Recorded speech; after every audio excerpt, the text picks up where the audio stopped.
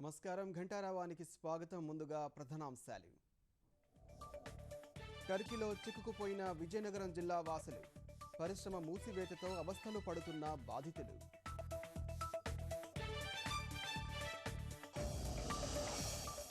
Schedule 9 సంస్థల విభజనపై కేంద్రం ఉపసంఘం ఈ నెల 27 సమావేశం కావాలని నిర్ణయం.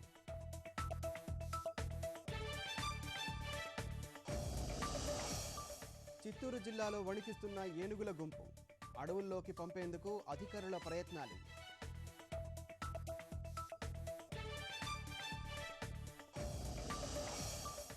విపక్షాలు అవినీతి పరులకు మద్దతిస్తున్నాయి. వారణాసి పర్యటనలో మోదీ విమర్శల వర్షం.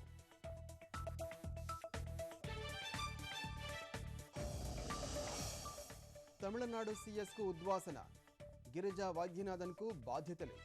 రామ్మోహన్ రావు నివాసాల్లో భారీగా నగదు, బంగారం. ఆస్కార్ ప్రాథమిక జాబితాలో 2 భారతీయ చిత్రాలు. ఎంఎస్ ధోని, సరబ్జీత్లకు అవకాశం.